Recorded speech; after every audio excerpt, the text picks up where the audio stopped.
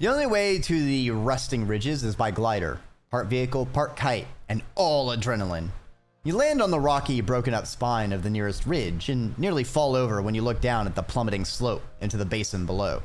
You are a long way up. Dice and Utopia glide in beside you. Phew! Utopia exclaims. You handled that glider like a champ, Dice. You too, Solana. She peers down over the slope of the ridge. Lot more exciting than the swamps, right? I want you two to stick together out here. It's dangerous in those ancient Convergent Domain ruins. Convergent Domain? Ruins? You look around. The landscape is like nothing you've ever seen before. Dry, cracked soil gives way to steep cliffs. What little vegetation here is brittle and sharp. You can feel the dry air wick away the moisture in your lips. Wait, what the heck is that? Cute little nose and your cute little flirt with Utopia. Strange device. Glowing thingy on the ground. You point it out. Utopia gives it a nudge with her foot. Beats me, she says. You unearth the object. It pulses with the light and warm to the touch. Hold up, Utopia says. Don't you go picking things up, Solana. Could be radioactive, you know. Utopia waves her hollow palm crystal, then checks her interface. Only a little, she concludes. Whatever it is, looks old. Like thousands of years old. We've been digging up glowing gadgets all over this region. We got no clue what they're for. You hang on to that one. Maybe you'll figure it out. Oh, okay. What's that crystal stuff way down below? Oh, those? Utopia says, pointing to a crystal formation so densely packed into the ravine that it looks like a sparkling river. More outcroppings of crystals decorate the slopes. They're all over the place. Be careful with them.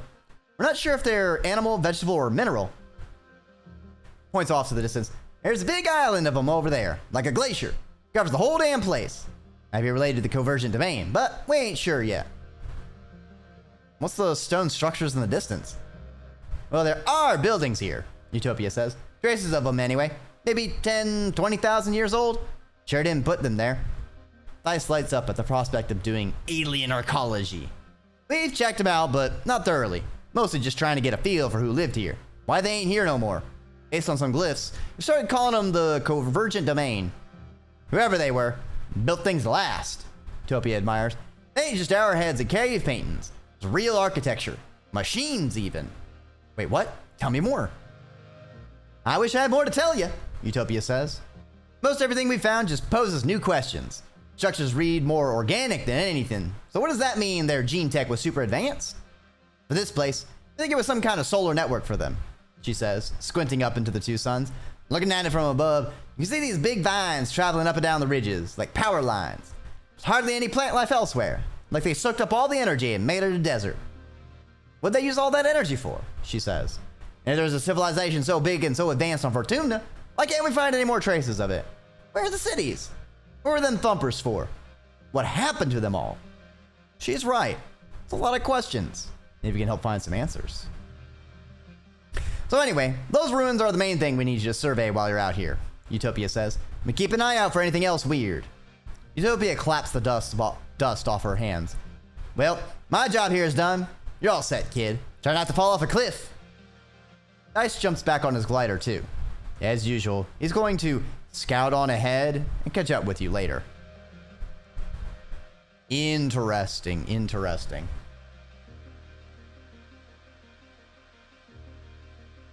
So, I wonder if the alien civilization that was here. So there's the idea in like transhumanism of a technological singularity where basically, you know, the human mind can be digitized into a purely electrical existence, you know, as like an infomorph. You know, you exist only as data.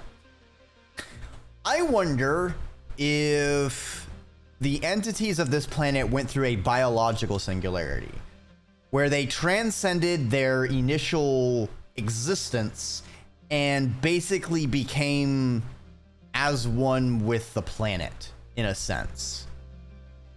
So the creatures of the world now exist as the various fungi and all of these animals and plants. And so, like, perhaps the fact that all of these animals keep getting more aggressive and more targeted is because of these aliens being more aware of us. Notion reminds me of Sid Meier's Alpha Centauri and the Planet Mind ending. You're not the first person to bring up Alpha Centauri, but I don't think I played too much of it because it doesn't ring a bell too much. Also, welcome on by, Cybernetic Susurrus.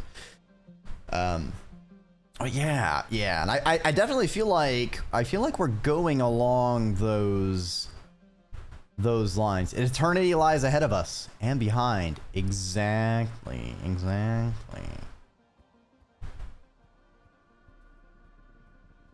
Hopefully this place has more crystals. What is this strange device? All right, let's check this first event. Ooh, +2 if this has the highest value? Interesting.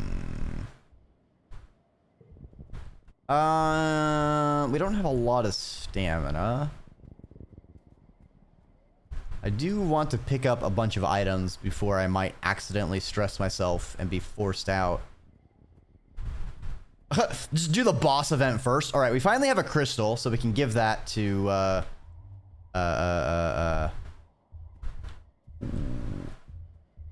just kind of schloop right on through the thumper there.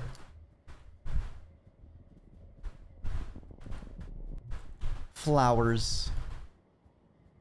I sure do like our ability to just run through things. Perception 3. Working out very, very nicely for my ability to explore stuff. All right. Let's do the thumper first. You find your way blocked by a massive wall. No, a hollow pillar knocked over and lying on its side in the sand. Absolutely massive. It stretches to your left and right, at least a kilometer in each direction, though at some points it's crumbled enough you could likely scale over it. Let's check it out.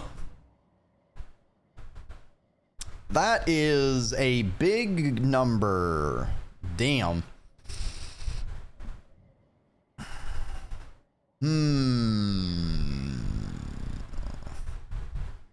So pairs are going to be really good for us. So let's see. We can do this. Nice. Okay. But we need to go further.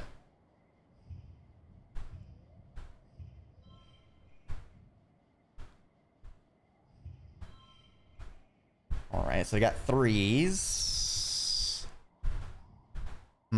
Actually, hold on. What if I do this and then this? Nice.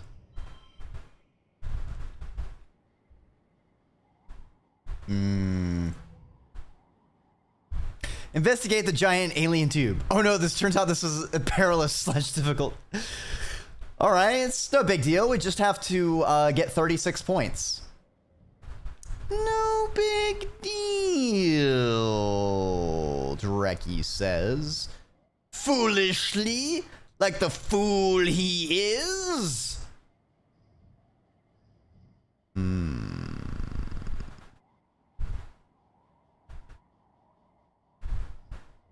Card to the right becomes wild. Do this. And then we do this. And then we do this. Hey! Nomi, your enthusiasm is infectious, my wonderful, beautiful friend.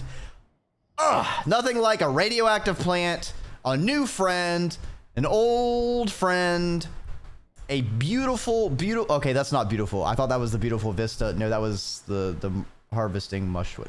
All right, that one sucks, but also dice, you know, helping us out in the end. And we're gonna take that. We're gonna take that W to the bank. I'm not gonna try and fiddle fart around to get any exact or try and squeeze a little more out the end. We'll just take the W's and run home with it. I know it's really dated, but you might like Alpha Centauri. There's an incredible amount of world building, and it's one of the best science fiction settings in any game. Found out the same thing you did, where some memories are not ideal for your deck, but you keep them because of how... Oh. Are you talking about, like, the Tammy card? You're talking about my Tammy card? Yeah. Yeah. Yeah, that's staying in the deck and not going anywhere. Dice looks giddy as you follow the pillar to its base. A large pyramid almost entirely lost under the sand. You brush away some of the sand and find that the pyramid is inscribed on all sides with pictures of, well, wormholes, you think. The pillar must have once stretched up to the sky. Maybe it was some kind of observatory or sacred building or just a monument to the wormhole? Mysterious.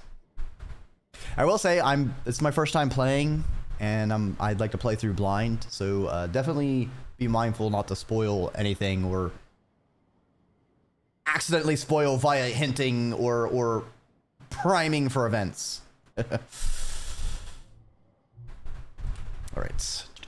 All right, we still have a good bit. See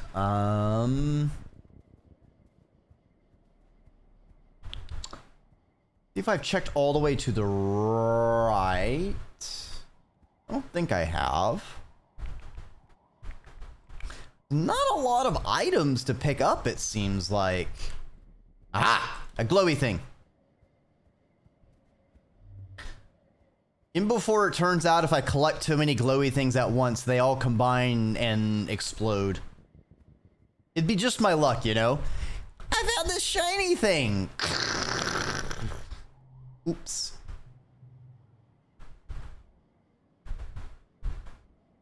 You're trudging along when suddenly you're buffeted by a hot wind.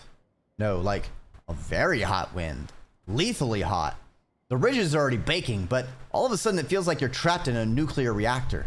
Your skin dries out and your lips begin to crack. Your eyeballs feel like sandpaper. You take careful readings from a distance, triangulate them, and discover the source of the wind. A red, sports ball-sized crystal emanator hidden in a small crevice. When you smash it, it doesn't shatter like crystal. It almost looks as if it could have been organic. Is this kind of a defensive barrier? Yet another weird mystery of these ridges. Only a little radioactive, said Utopia. I'm sure stuffing your pockets with them is fine. Yeah, radioactivity is like Pokemon. Or it's like well, I mean Pokemon, you gotta catch them all. Not golf. You know what? I forgot. It fell out of my brain. That train of thought left the station and we forgot to tag it and we don't know where it went. There's a strange heat haze shimmer across the path ahead. Oddly, it doesn't clear up as you get closer. The mirage effect is very strong. The refracted air makes it look like there's a pool of water on the ground and plants waving around it, but something just feels off about the illusion. Can't put your finger on why. Ghost train. Ooh, spoopy. +1 to red cards, and 1 card gets +2. Interesting. Alright, so if I do this...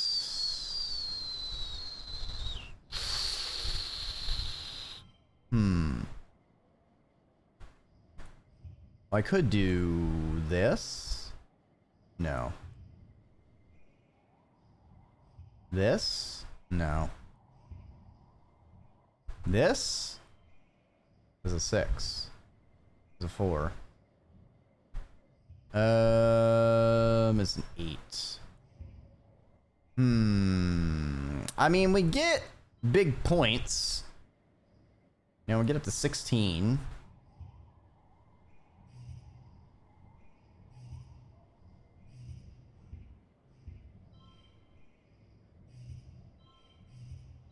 $17.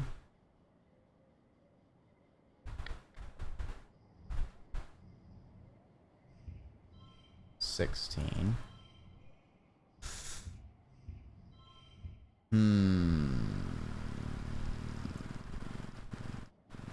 The gem one.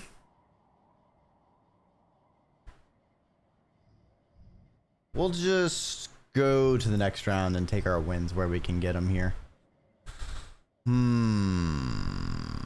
So for this one, card gets +2. Which is not doing us any favors to line things up. I tell you what. Oh, this is atrocious.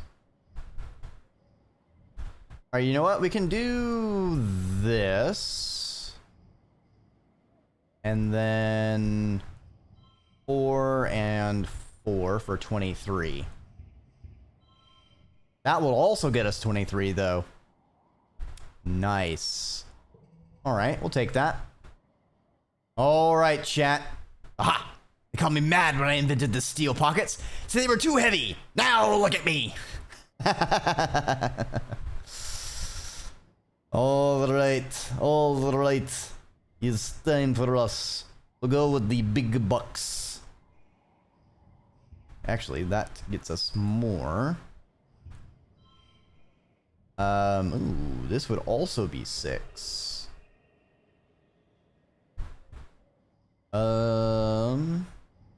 But what if instead we did this? That's not a super win? What the fuck? What the fuck? 42 for a super goal? What the fuck? We could have gotten 47? Whatever. Whatever! We've already maxed out perception, so that kind of sucks. I do wish there was something... Like, if we overstatted... If that got... If, like, overfilling stats got converted into something. The faster you move, the faster the mirage disperses. You approach it cautiously. As you do, you realize what's wrong about the mirage. It's impossible. The plants on the other side of the haze are different. Not just wibbly-wobbly from the layers of air, but bigger, older. It's a different time of day. Evening, not morning. Then you see him. It's you. Through the heat haze, you see yourself in the distance, walking toward you. You move to the edge of the mirage and peek around it, but he isn't there. You can only see him through the heat haze. It's like some kind of doorway or mirror. Ooh, spooky.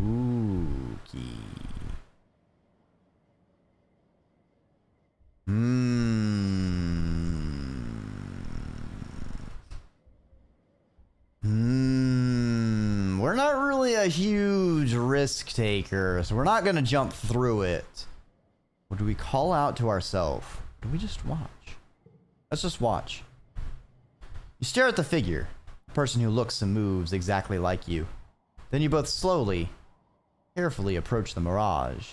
Like mirror images, you both raise one arm, your right, his left, and touch them together. Then the other you says something, but you can't hear.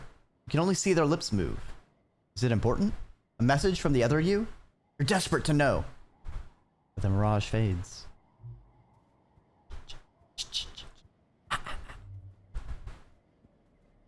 All right, we'll do one more event and then we'll go to the boss one.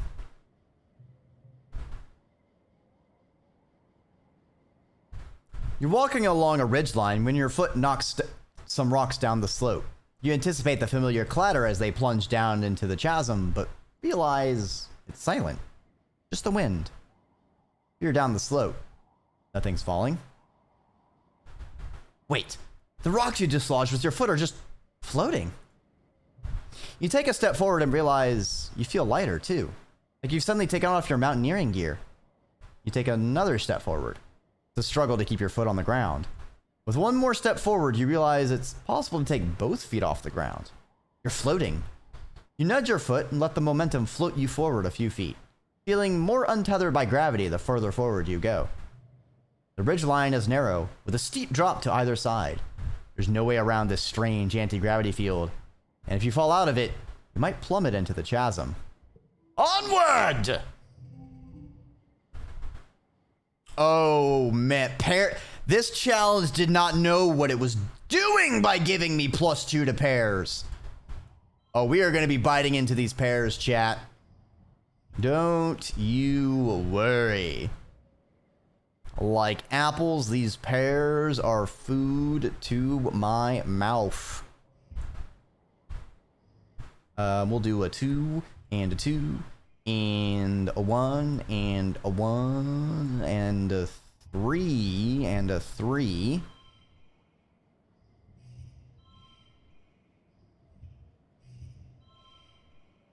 Nice.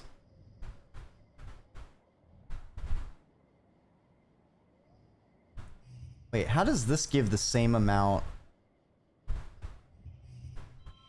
Strange. I would have thought this arrangement would have given me more than the other arrangement. 25 is the goal. Chump change. Let me put a 3 here. Nice. Actually, we can extend this with another 5. Super. Goal. Victorious. You float forward, allowing yourself to rise higher and higher till you're able to swim and tumble through the air with ease. Woo! Wow! You're totally weightless. You float over a shiny, lumpy rock, jutting up from the spine of the ridge. As you pass over it, you feel gravity gently begin to embrace you again, pulling you back down. You feel your feet touch the ground again on the other side, and your legs immediately give out. What a rush! You mark the location on your map for other surveyors. Damn, that even reduced stress. All right, let's go check out the boss event. Before I do, let me refill my Wawa real quick because I have drained my drink.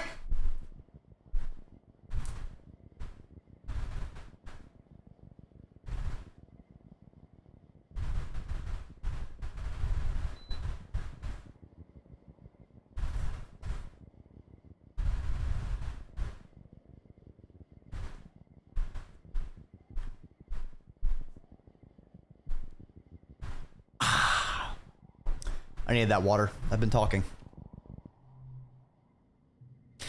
You've been saved a few times from certain doom, or at least discomfort, and it can't have been a coincidence.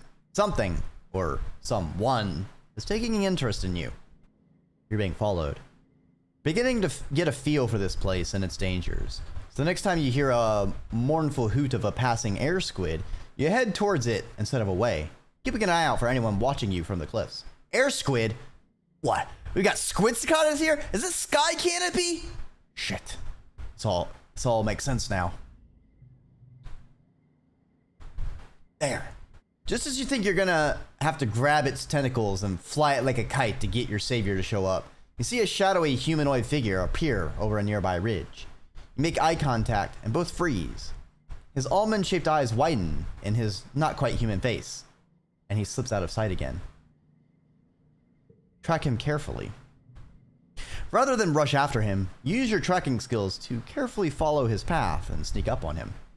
You pounce like a manticore, and the two of you tumble to the ground. You pin his arms. Hey, yo. You get a good look at his face for the first time. The long, delicate features, the odd tone of his skin, almost purple, and his glittering, alien eyes. Before he can answer your questions, you jump off him and back away. What is he? He brushes the dirt from his clothes and stands up tall. Very tall. You have to take another step back to get a good look at him. You catch a glimpse of pale purple wrist under his tattered black sleeves. Delicate, like bird bones. I am a gardener, he purrs. And you're trespassing on my planet. A mysterious man who appears when you need him most. Now that you can see all of him, you confirm he's definitely not human. Besides the purple tint to his skin, he's also just constructed differently. Human, but not. And taken as a whole, those little discrepancies add up to something that is decidedly alien. Trespassing on his planet.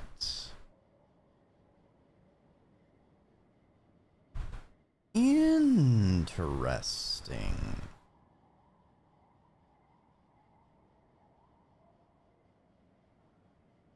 So, if we assume this is a highly advanced, in some ways, alien society, perhaps each individual could be a sort of hive mind in some ways. So him, Sim, as the consciousness, is this whole planet in some way. Since it says the planet is his. I'm presuming like he's the only one of the aliens here, as if those of his species each have their own planets. I could be thinking wrong, and there's more of them, and the gardener just means he's like the leader. Could be that. He laughs, a light and infectious chuckle that sounds more animal than human. It goes on for a bit too long. You think he might be poking fun at you. Actually, you're the alien here, if you think about it. You do think about it. He's right. He jumps onto a large rock and crouches, eyeing you thoughtfully. Let's make a deal, he says. He speaks with an odd inflection, putting the wrong stress on things, but the words themselves come easily enough to him. I'm not supposed to talk to you, he says. It's against the rules. But since you've caught me, I can grant you one wish. He smiles mischievously. Is this a joke? I wish to know more about you. He gives you a sly look. In time, Solana, I hope. He pauses, and his eyes unfocus for a moment. He stares straight ahead, unblinking. Then he slowly stretches like a cat and stands up. Well, this has been fun, but I'm afraid duty calls. He doffs an invisible hat towards you. My name is Symbiosis, by the way. Or Sim, if you like. Symbiosis. My brain. Elf-looking alien offering a deal. Face shenanigans. Yep. Always gotta watch out for the face shenanigans. He jumps behind the rock and disappears. Literally, he disappeared. You search all around and can find no trace of where he might have gone, or how. Perhaps his physical form is similar to the shimmer is actually glamour. No! that would be eerie if in time, Solana, I hope. So like if the shimmer is sort of like if it infects a creature, takes it over, and then like they become heart of the world. Like perhaps the pink shimmer is actually a bit of a terraforming project, and it's slowly subsuming and taking over this world, terraforming it in some way. But I also am wondering, so there's in technological advanced ways, there's a thing called like a foglet, which is the idea of like sort of like a nanomachine kind of thing, but it's a machine at the anatomical level, and they exist such that they can like rearrange themselves to form anything.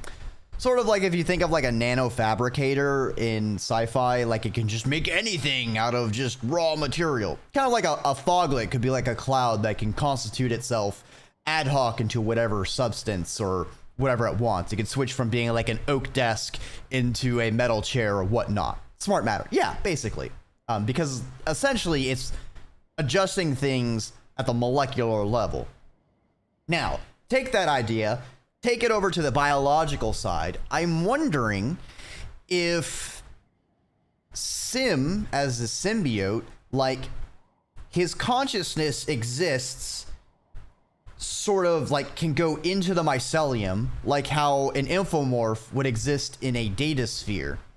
And so like the cells are like, you know, they're like fungi. So he can sort of like assemble into a form, and then he could also, yeah, be like a cloud of spores.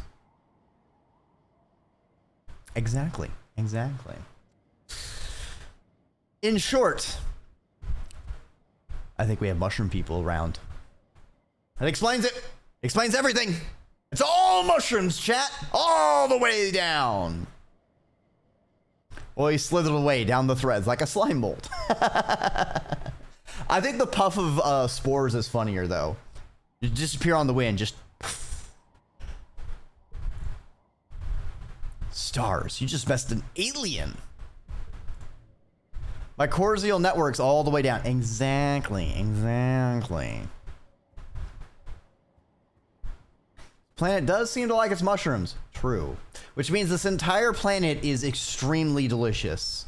Because I do love eating me some more mushrooms. Reminds you of Pern? Yes. Only the threads of Pern are dangerous.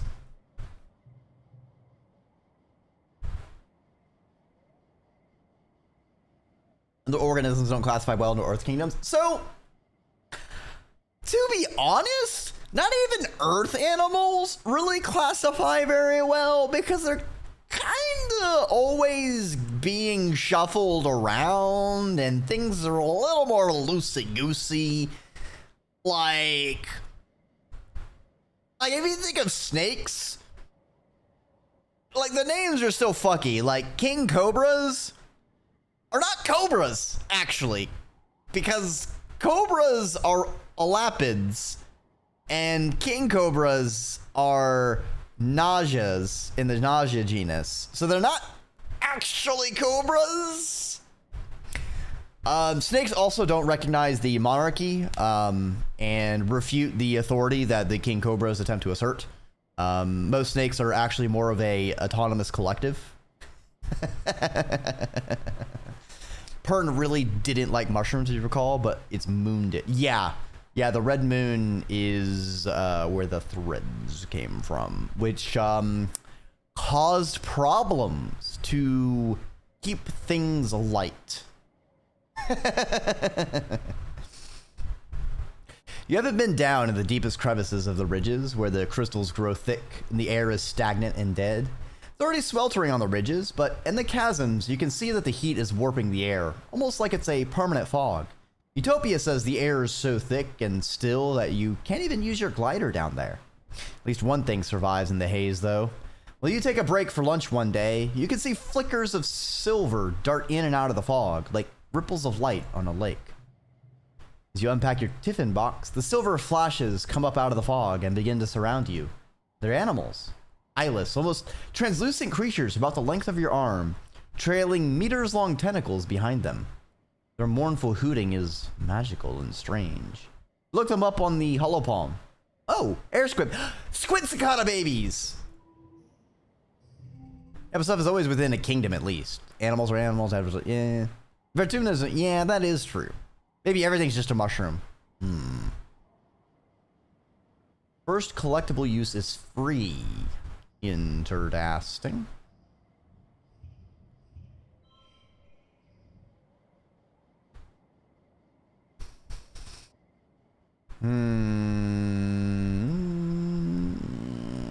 Could have been higher.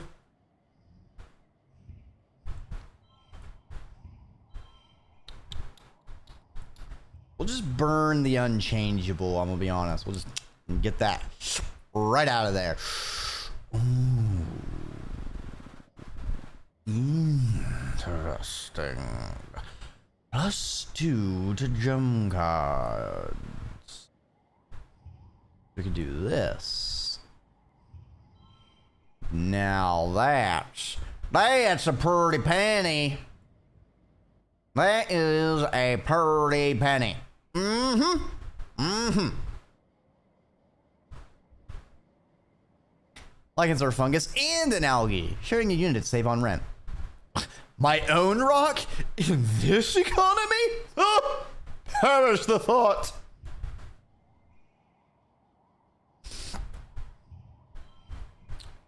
Alright, we got 2 5s, but I don't think I can get another wombo combo.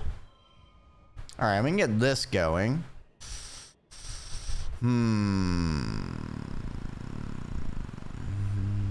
I could get another 5 though.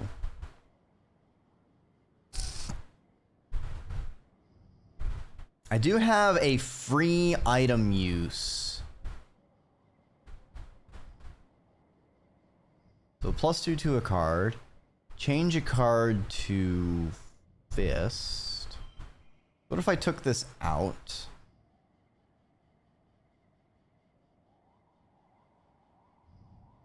I made... +1 to red cards. So if I gave this one red, we won't be able to get a flush with yellow. I can't change either of the yellow cards. This could become a 4, however. So if I do this, we make it red, it becomes a 5 because I am a potato and not thinking. All right. We got this. We got this. We can still do this. All right, fine. I thought I could get the bonus, but I guess not. You duck behind some roots and keep perfectly still as the creepy creatures float around and past you. They don't seem to be hunting for food. They must be on their way somewhere. Air squid adults are solitary hunters, but these juveniles form large groups and move together fluidly like schools of fish. Once they're a safe distance away, you take some notes on their social behavior. The oddest thing is how many there were. Hundreds of the things. But mature air squid are very rare creatures, more often heard than seen. Must be a tough life if so few of them reach adulthood. Or a bunch of them all weave together to make one adult air squid.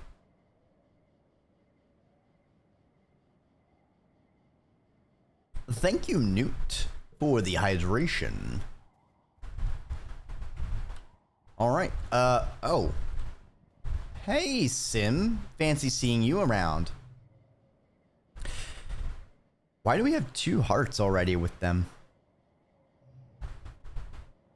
Interesting. You're following an animal path through the underbrush when a change in the ambient noise makes you stop in your tracks and listen. You get the feeling you're not alone.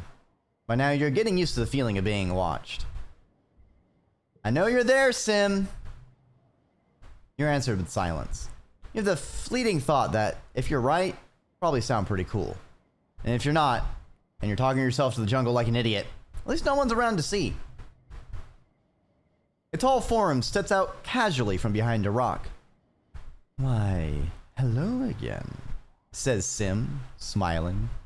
He bows to you like a courtier, a gesture that looks perfectly elegant on him, but nonetheless carries a deep sense of still being alien. You take the chance to get a good look at him. He's like a human, but not. Not just genetically enhanced. He's a whole different species. An alien. A gardener. Whatever that means. It's a lot to take in. You look... He puts a finger to his chin and an exaggerated expression of contemplation. Like a wide-eyed sugar bug. His hair slithers around the sides of his head, like it's trying to get a better look at you. You find your voice and croak. Why can't I pick this one?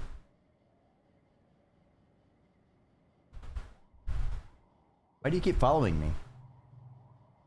Because, my sugar bug, You're about to stumble into a nest of young snap bladders. I thought you might need rescuing again. Sure enough, you realize you can hear their mewling up ahead. Even the nestlings can be deadly in numbers. And with that little warning, I believe my job here is done. Sim purrs and turns to leave. Wait! You call out to him, but he disappears into the forest without a trace. He disappears into the forest without a trace. He disappears without a trace. No? All right.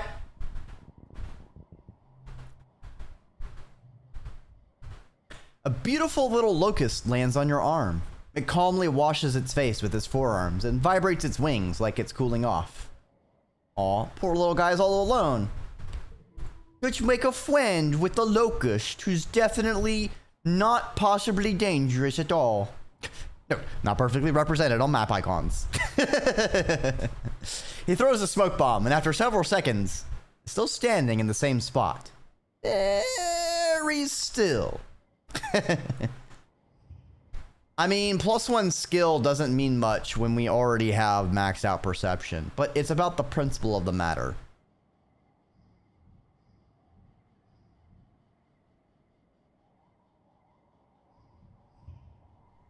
I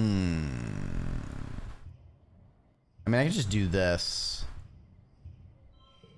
Next round. All right. Look at these beautiful wild cards. I want to see just bam, balam, for jam. What if we just do something like this? Rainbow, so 7 for a rainbow flush.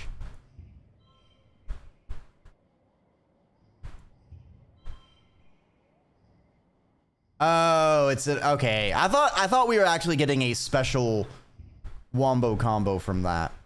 That makes me a bit sad. So if we put this here, card to the right becomes wild. Card to the right becomes wild. We can do this.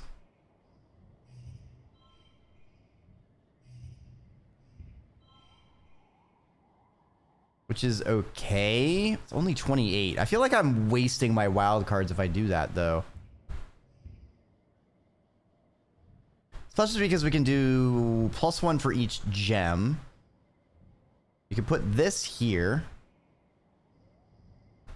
Rather, we can do this.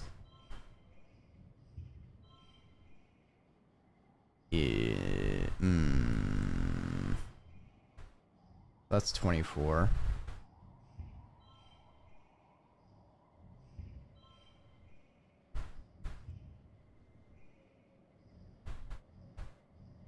What if I do this? This?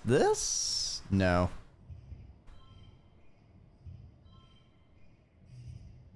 I do this. That gets me a 3. That's a 3. We got 2 3s. And then I can do this. So we still get a 7. But if we do this, that's 23 versus 24. Also, I thought unchangeable. Oh, I thought only the value couldn't change. Interesting little brick there, Krish. Downside is we are giving up a gem, so harvesting mushwood's gonna be down. Still, I think we're good. +2 to the card to the right. So let's see, we can do this into this, into this, and so 7, 6,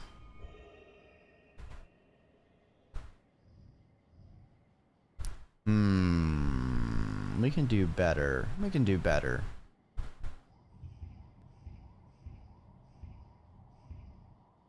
I feel like this wild card is going to be important. So if I do this... If I do this... We have a... 4... or 7.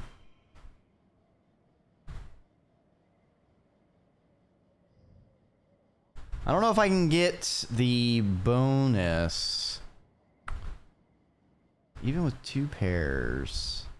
I feel like that is much better. Wait, hold on. That was 37.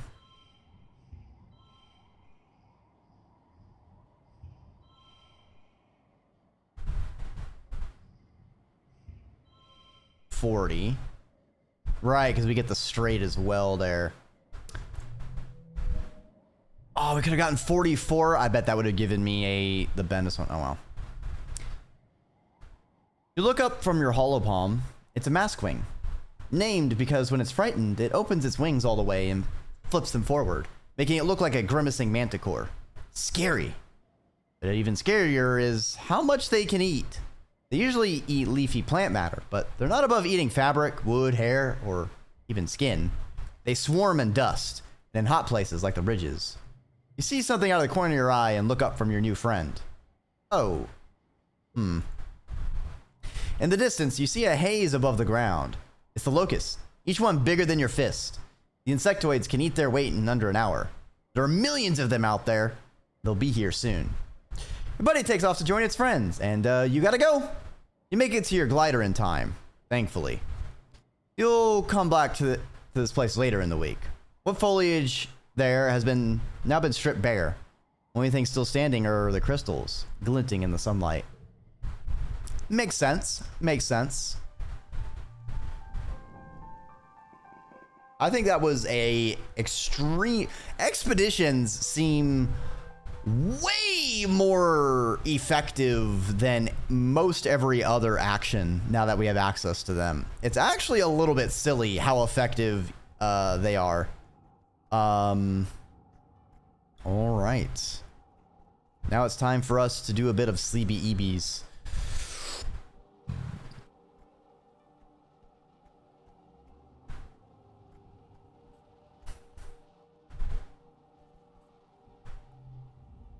You and Dice are sitting on the tailgate of one of the expedition's vehicles, shelling bobber seeds with your teeth and spitting the hard bits onto the ground.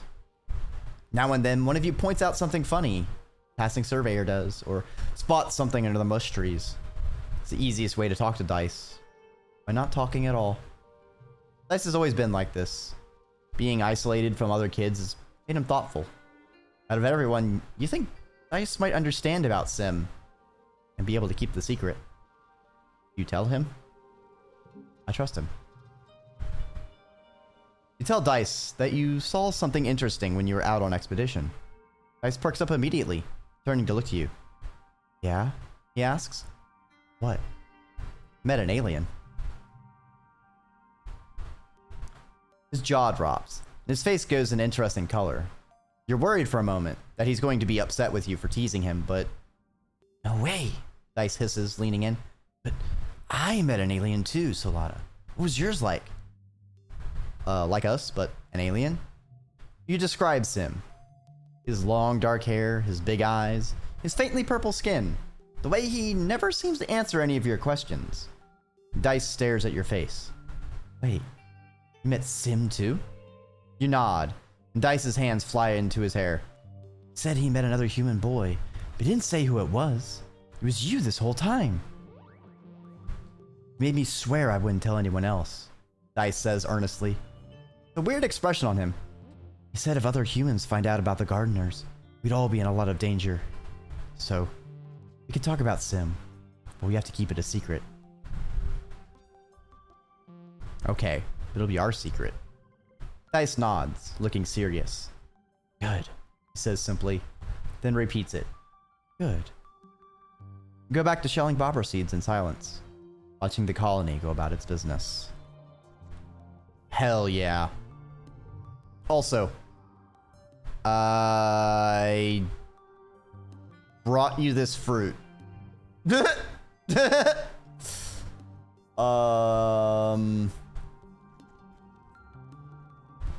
Crystals. Crystal. I have shiny. Can I give egg? I got you egg.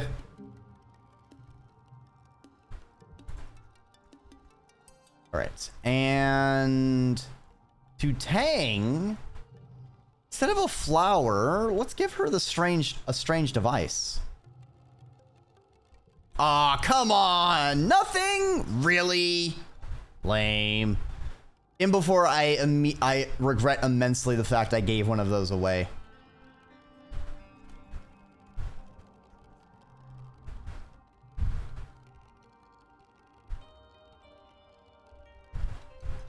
Oh, I never thought to come back and do this check real quick. Alright. Get some extra aminals. You have some... Oh. Your dad is helping two bristle slugs who've gotten tangled on each other while... Well, maybe they were wrestling. Your dad doesn't want to go into details. You have up the larger one and you carefully pull apart their bristling spikes, being careful not to get jabbed yourself. 10 minutes later, they're back at it again. Your dad shrugs. Heart wants what the heart wants, I guess. 80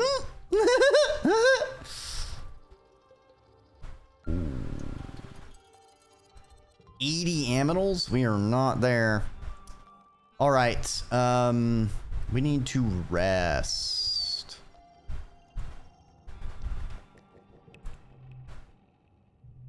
On the walls.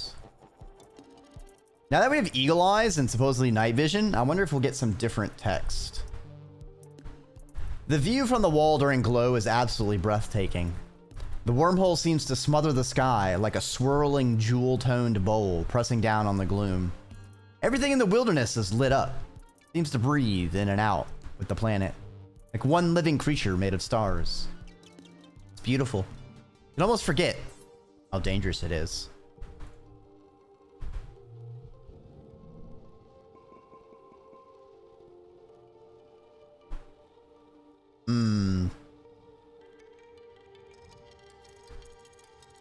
I don't want to forget Hop-Eye facts, but like... Oh man, we are getting really physically heavy.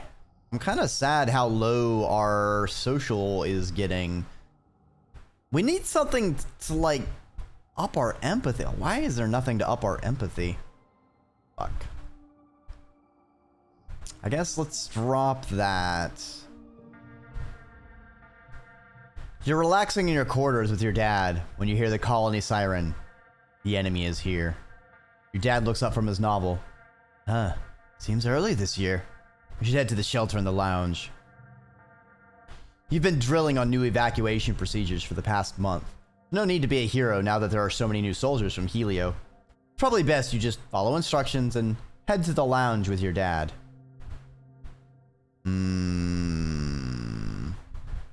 We do not have a lot of combat. Let's go to the lounge. The mood in the lounge is anxious, even though the colony's defenses are much better this year.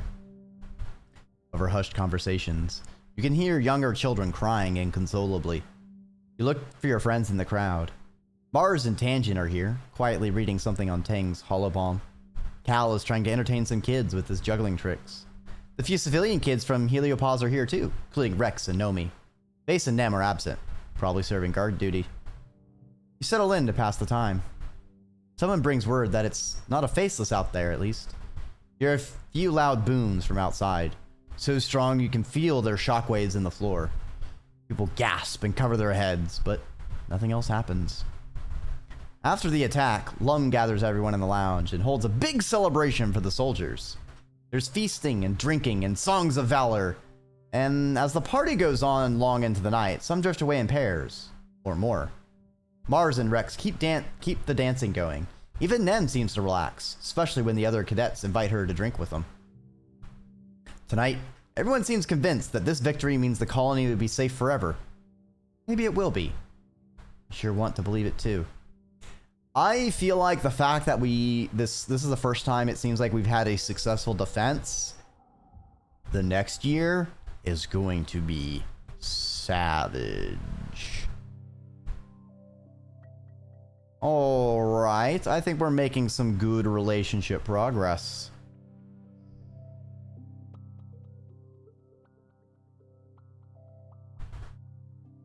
What's with the little explosion? That's weird. Maybe the arrival of the Helios? Or when... Or maybe that's been there every time and I just haven't paid attention. Don't tell me. Alright. Quick check to see if anyone has conversations.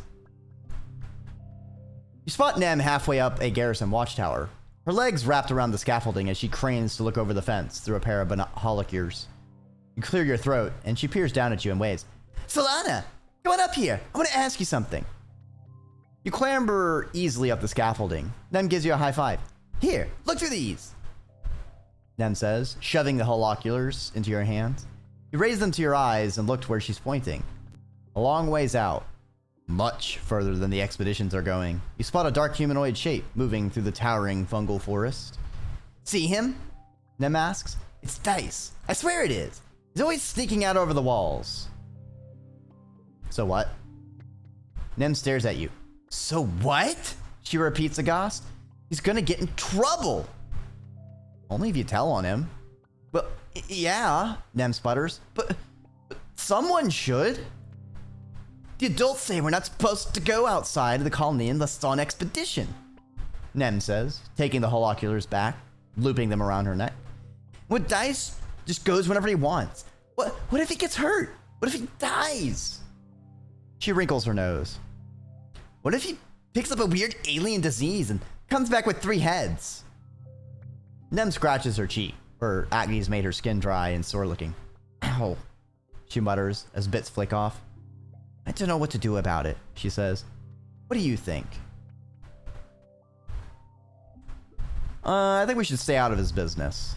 I can't do that, Nem pouts. As the strongest kid in the colony, I gotta protect all the other kids. Colony's got rules for a reason, Nem says, staring off into the wilderness. If we do our own thing and don't care about the rules, we're all gonna be toast. Kinda like a sports ball team. If we're all doing different stuff, we all gotta play by the same rules so we can get as many points as we can. An enemy, Solana. You look down on the ground, where a passing colonist is waving up at you. You two get down from there. It's not safe. Okay, sorry. I'm on watch, Nem shouts back, indicating her holoculars. She shoots you a smile. Guess we should get inside the watchtower, huh?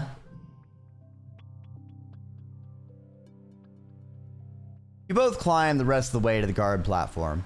Nem heaves herself over the edge and reaches down to help you up. You notice that her hands are all banged up and scabbing over with blue scales. Probably from scampering all over the place the way she does. She notices you looking and laughs awkwardly. She runs her hand through her fluffy hair. Maybe if I get beat up enough, I'll have so many scales I won't have no more acne, she jokes. Ooh, upgrade. Nice. And nice rebellion farming. Thank you, Nem. Have a delicious egg. And let's give Tangerine her flower.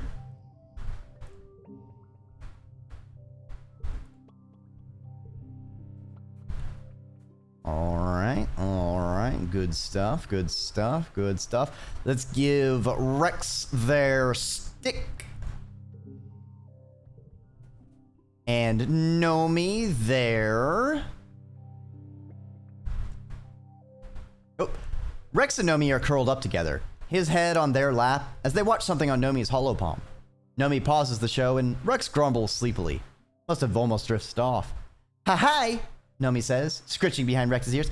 Do you want to watch Turbo Girl Hyperjet transform with us? We're almost ready to start the OVAs. I have a crystal for you, Nomi. Beautiful. Majestic. Majestic. All right. I think... Oh, stick. All right, chat. We got through another 3 years, and it only took us 1 extra hour. We're gonna overwrite the save, and I'm. All right. A lot of stuff happened. Oh, so many thoughts, and we still have so much game left. Fuck, man, this is what a great game.